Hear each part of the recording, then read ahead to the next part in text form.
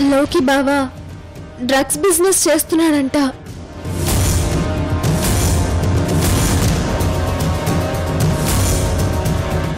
నిన్నిలా కావాలని ఎవరో డ్రగ్స్ కేసులో ఇరికించుంటారు. వాళ్ళెవరై ఉంటారు లోకి? ఇంకెవరు? గ్యారంటీగా నందిని అయి ఉంటుంది.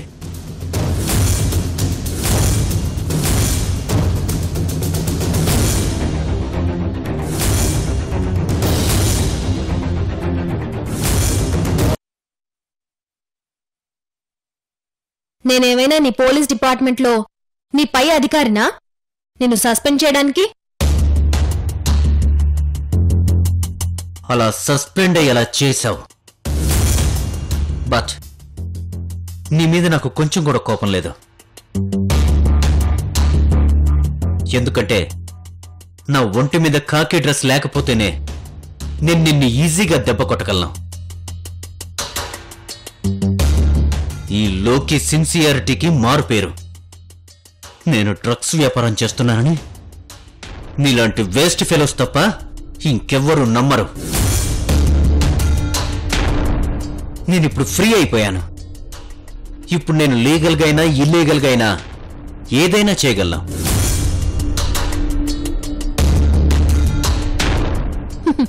చూడు బావా, నేను చెప్పేది విను.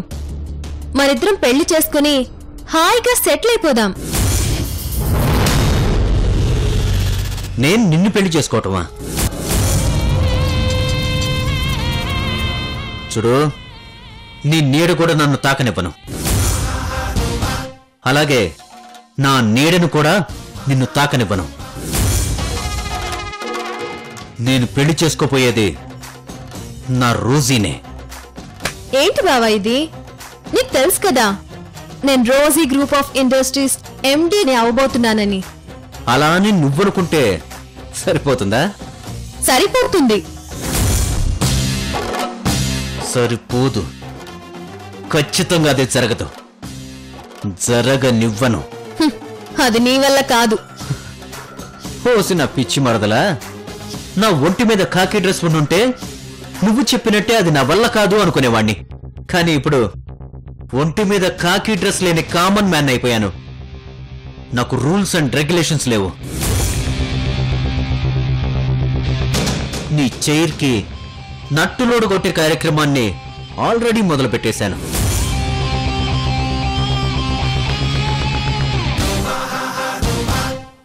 ఆ చైర్లో నువ్వు కూర్చున్నా పడిపోతావు, కూర్చోకపోయినా పడిపోతావు.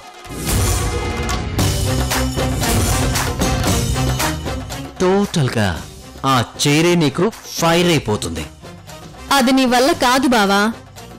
ఈ రోజుని ఆ చైర్లో నుండి పడేయడం ఎవ్వరి వల్ల కాదు. ఆల్రెడీ చేయాల్సిందంతా చేసేసి నీ దగ్గరికి వస్తున్నాను. లక్కీగా నువ్వే నాకు దారిలో కనిపించావు, అంతే.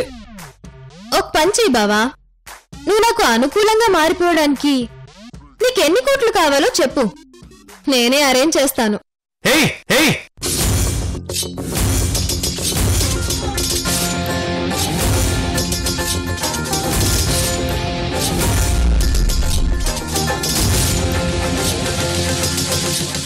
నందిని, ఆ ఇంట్లో ప్రతి మెతుకు లెక్క నాకు తెలుసు.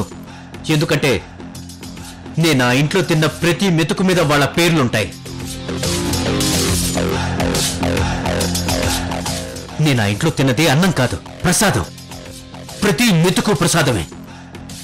ఆ ఇంటి మనిషినైనా నాకు నిన్నగాక మొన్నొచ్చిన నువ్వు నన్నే కొనేస్తానంటావా? ఎంత ధైర్యం!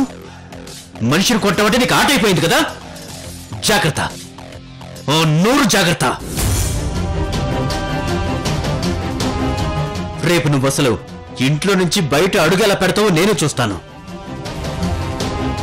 Rosie group of industries chairperson Rosy మాత్రమే అవ్వాలి, నువ్వు కాదు. నందెప్పుడు శివుడికి ఎదురుగా ఉంటుందే తప్ప శివుడిగా మారలేదు. నువ్వు అంతే.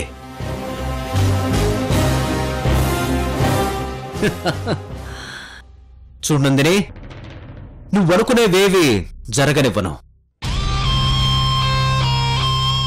Good bye.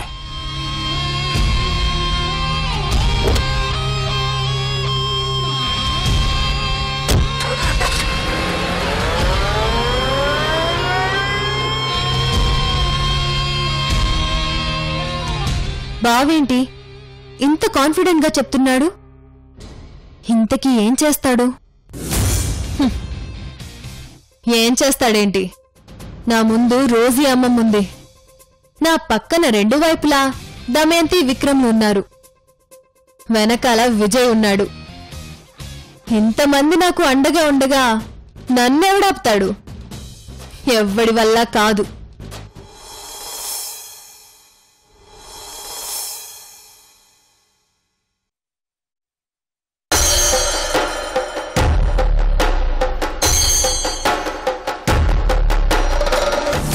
ఎందుకంటే నా ఒంటి మీద కాకి డ్రెస్ లేకపోతేనే నేను నిన్ను ఈజీగా దెబ్బ కొట్టగలను.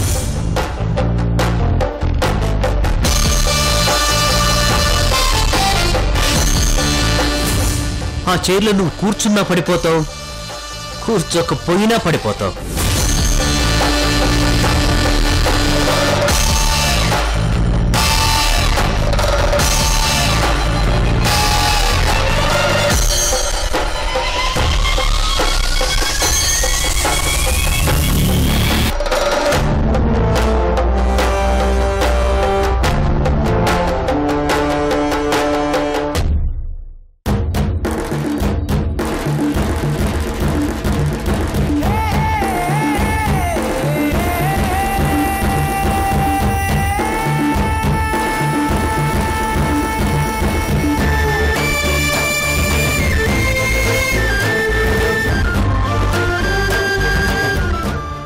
చూసావమ్మా నీ మనవరాల్ని? నా దిష్టే తగిలేలా ఉంది.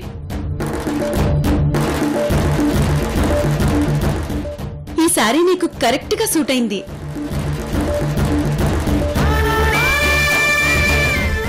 ఇలా వెళ్ళి నువ్వు ఎంటీ సీట్ లో కూర్చున్నావంటే ఆ సీట్ కే అందం వస్తుంది.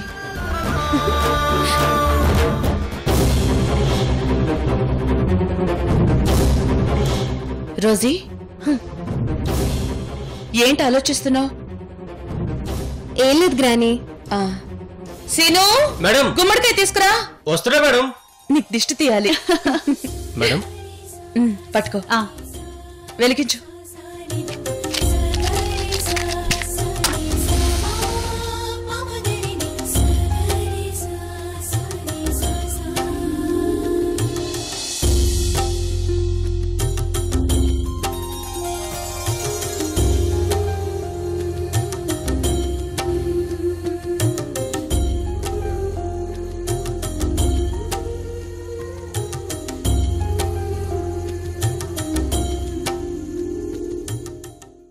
తీసుకో, తీసుకెళ్ళి పారే.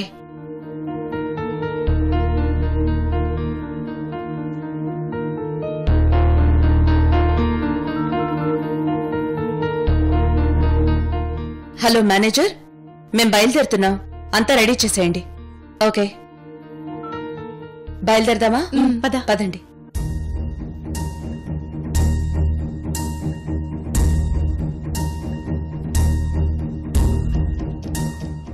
Madam post. Post madam. ఎక్కడి నుంచి? ఏమో మేడం, ఇక్కడ సైన్ చేయండి.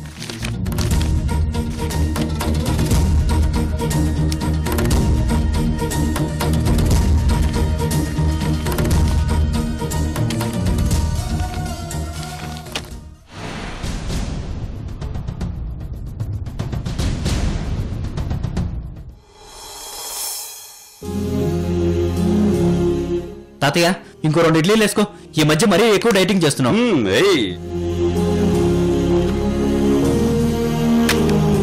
అసలే అక్కడ మీ రోజీ గారికి కోర్టు నోటీస్ చేరిపోయి ఉంటుంది.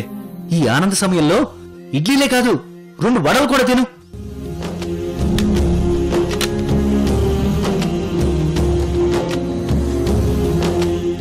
ఒరేయ్, ఆ సిట్యుయేషన్ నా కళ్ళారా చూడలేకపోతున్నాను. చూస్తే మాత్రం చాలా చాలా బాగుంటుందిరా. ఒక్కసారిగా మీ నాన్నమ్మ ఫేసు వంగపడ్డ దుర్యోధుడి ఫేసులా మారిపోతుంది.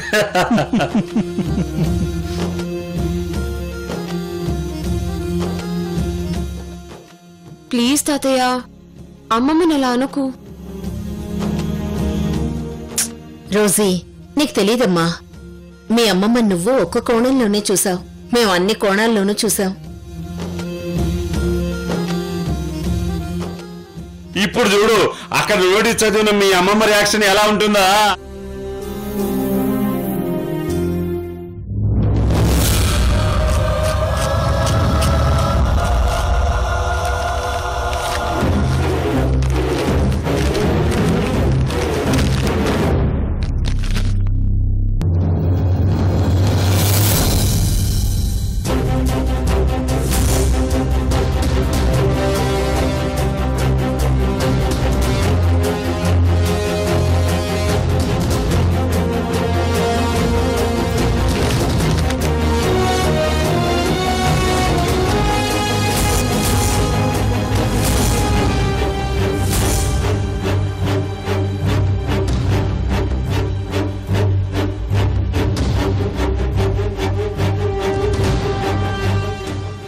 ఏమైంది గ్రాని?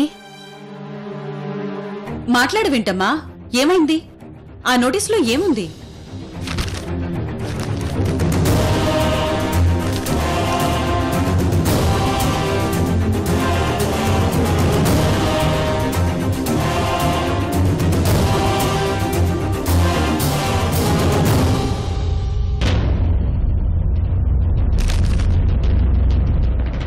ఏమైందమ్మా?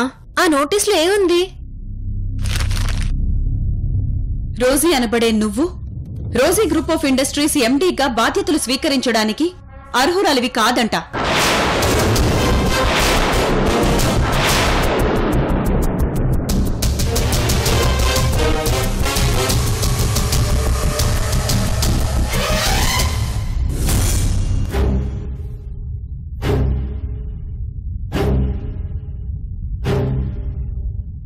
రోజీగా మా ఇంట్లో చలామణి అవుతూ మోసం చేస్తున్నావని, అసలు మనవరాలు లక్ష్మి దగ్గరుందని, దీనికి సంబంధించి రోజీ ఎవరో నందని ఎవరో DNA టెస్ట్ చేసి తేల్చాకే రోజీ గ్రూప్ ఆఫ్ ఇండస్ట్రీస్ లో ఎండీగా బాధ్యతలు అప్పగించే విషయానికి సంబంధించి వాదనలు వినడానికి కోర్టుకు రమ్మన్నారు.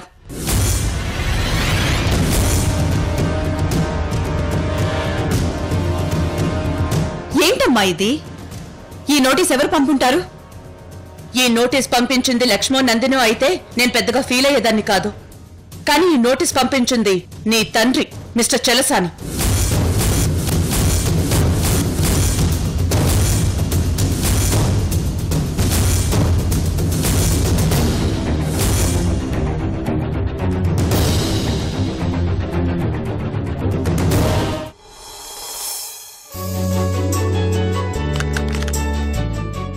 ఈ పెసరట్టు వేసుకోమ్మా. ఈ పాటికి మీ అమ్మమ్మ పెనం మీద వేసిన పెసరట్టు లాగా తుస్సుమంటా ఉంటుంది. దాని గుర్తుగా ఈ పెసరట్టు వేసుకోమ్మా. వద్దు తాతయ్య, ఇప్పటికే చాలా ఎక్కువ తిన్నాను. తిన్నమ్మా. మీ తాతయ్య చెప్పినట్టు అక్కడ మీ అమ్మమ్మ కారాలు మిరియాలు నూరుతూ ఉంటుంది. అది తలుచుకుంటూ తిని అదే లోపలికి వెళ్ళిపోతుంది. అవును రోజీ, తాతయ్య చెప్పింది కరెక్ట్. గ్రాని మీద ఉన్న ప్రేమను పక్కన పెట్టి తిను, లేదంటే నేనే నీ నోట్లో బలవంతంగా కుక్కేస్తాను. నీకిలా చెప్తే అర్థం కాదు కదా. ఆగు, నీ పని చెప్తాను.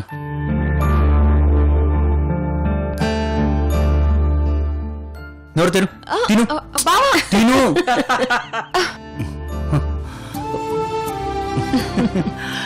బావ చాలు, వద్దు. తిను ప్లీజ్, తిను.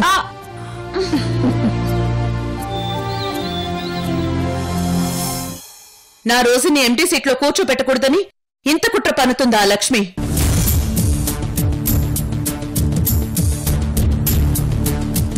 నా భర్త చేత, నా లోకి చేత ఇలా చేయిస్తుందా ఆ లక్ష్మి?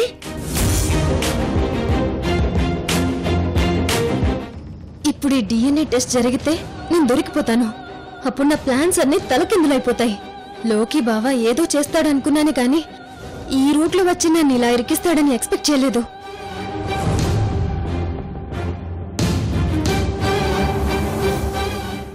రోజీ, హ,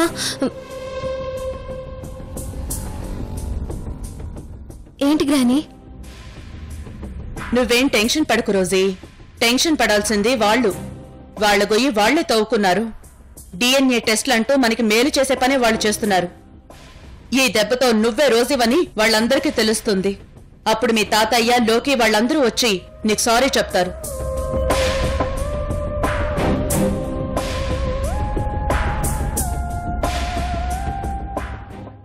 అప్పుడు స్వయంగా వాళ్ళ సమక్షంలోనే నువ్వు ఎండి సీట్లో కూర్చుంటావు.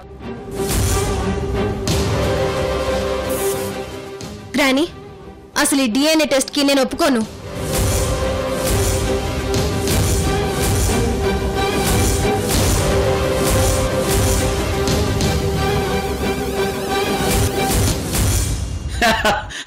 ఇప్పుడు ఆ నందిని ముఖం చూడాలి. అందని ద్రాక్ష పళ్ళ కోసం ప్రయత్నం చేసి చేసి విసిగిపోయి ఆ అందని ద్రాక్ష పళ్ళు పుల్లనాని వెనక్కి వెళ్లిపోయినా నక్కలాగా ముఖం పెట్టుకొని ఉంటుంది.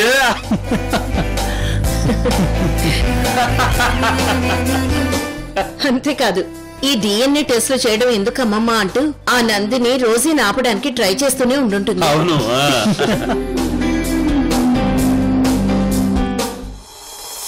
ఏంటి రోజీ, డిఎన్ఏ టెస్ట్లు ఎందుకు వద్దంటున్నావు?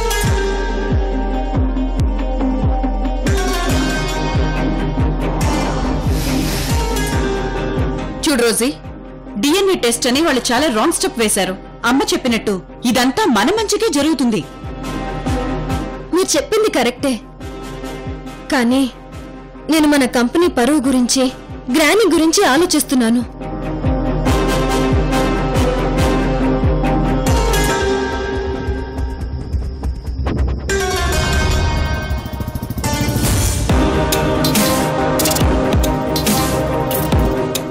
తన సొంత మనవరాలికి డిఎన్ఏ టెస్ట్ చేయించమంది ఆవిడ భర్త అని అందరికీ తెలిస్తే అది గ్రానీకి ఎంత అవమానం.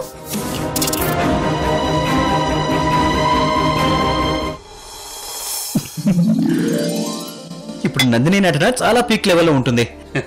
వంకలైనమ్మ డొంక పట్టుకుని ఇచ్చినట్టు నోటుకొచ్చిన కథలన్నీ చెప్తూ ఉంటుంది.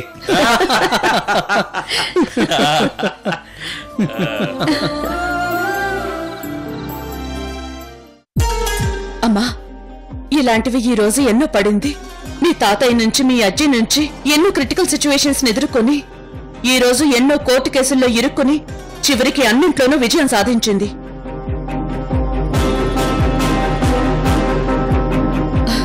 నువ్వేం టెన్షన్ పడకు రోజీ, అసలు కోర్టులో నేనేంటో చూపిస్తాను. డిఎన్ఏ టెస్ట్ లేకుండా నువ్వు నా మనవరాలివని జడ్జి లీగల్ గా ఒప్పుకునేలా చేస్తాను.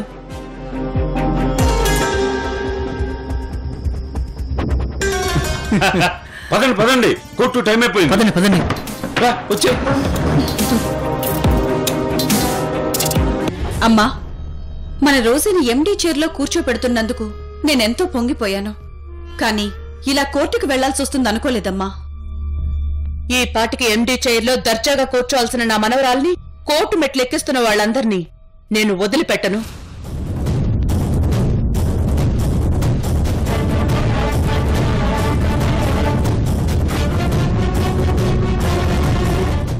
రోజీ, నువ్వు వెళ్ళి డ్రెస్ మార్చుకోనరా.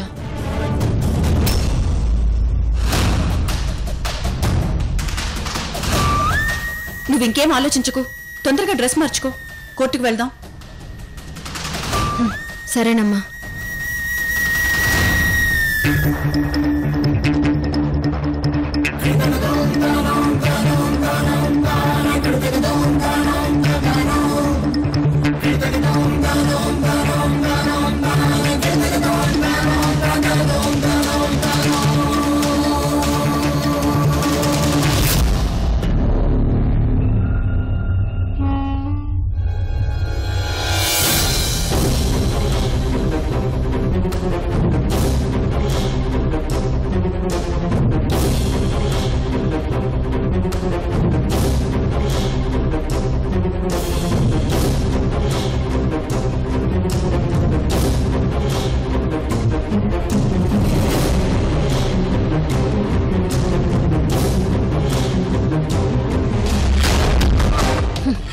హాయ్ బావా, నువ్వు నా విషయంలో ఏదో చేస్తావని అనుకున్నాను,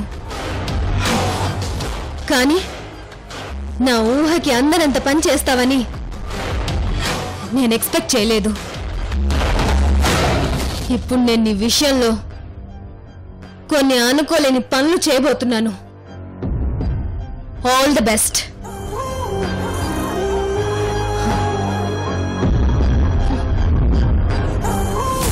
హే లోకి, ఈ సామ్రాజ్యానికి క్వీన్ అవ్వాలని నేను వేసుకున్న పునాదుల్ని పెకలించాలని చూస్తున్నావా?